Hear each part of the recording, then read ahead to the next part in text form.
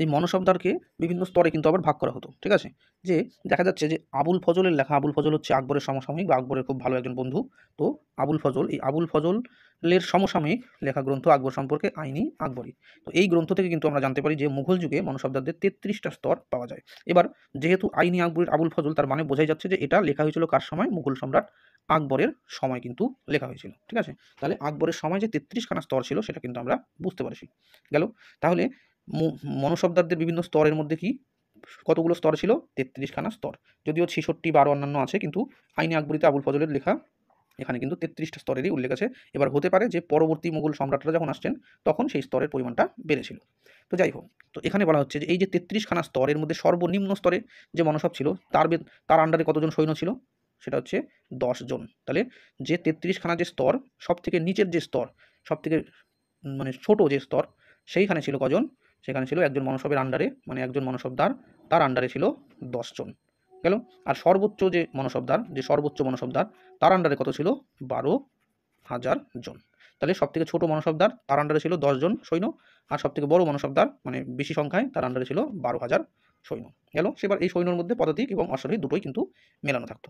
তো যাই হোক, এবার বলা হচ্ছে যে এটা গেল সর্বোচ্চ এবং সর্বনিম্ন, ঠিক আছে? এটা হচ্ছে সর্বনিম্ন, এটা সর্বোচ্চ। তো এবার বলা হচ্ছে যে এর মধ্যবর্তী আর কি ছিল? এর মধ্যবর্তী আলোচনার সুবিধার্থে কিছু সংখ্যক দেওয়া রয়েছে এখানে, যে মধ্যবর্তী মনসবগুলির মধ্যে ছিল কি?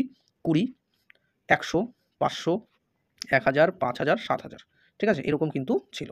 তো এছাড়াও আরও অন্যান্য ছিল, তার কারণ 33টা যখন বলছে, তো এখানে কটা হলো? 1, 2, 3, 4, 5, 6, 7, 8, তাহলে এখানে 8টা স্তর আছে, তাহলে তার মানে আরও ছিল, ঠিক আছে? তো আমাদের আলোচনার সুবিধার্থে আমরা এই কয়টা কিন্তু আমরা আপাতত আলোচনা করছি। আর এখানে একটা জিনিস বলা হচ্ছে যে এই যে সর্বোচ্চ যে মনসবদার, এটা কি ছিল? বলা হচ্ছে 12,000। তাহলে এই যে 12,000 যে মনসব, এটা কাদেরকে দেওয়া হতো? 12,000 কিন্তু সংখ্যাটা অনেক বড়, ঠিক আছে? এই এতজন যদি একসাথে দাঁড়ায় তাহলে কিন্তু দেখবে অনেক বড়, অনেকটা বড়, ঠিক আছে? তো এতগুলো সৈন্য কোন ধরনের মনসবদারের আন্ডারে থাকতো? এটাও একটা ব্যাপার। কারণ যে মনসবের আন্ডারে এতগুলো সৈন্য থাকবে তার কাছে কিন্তু অনেক শক্তি থাকবে, তার মানে নিশ্চয়ই তাহলে এমন কারো কাছে রাখতে হবে যাতে রাজার সেই লোকের কাছ থেকে কোনো থ্রেট না আসে বা খুবই বিশ্বস্ত। সেই কারণে এই 12,000 মনসব সাধারণত কাদের দেওয়া হতো? সাধারণত রাজ পরিবারের সদস্যদেরই দেওয়া হতো। সাধারণত রাজপুত্র যারা থাকতো তাদেরকে কিন্তু এই 12,000ই মনসব দেওয়া হতো।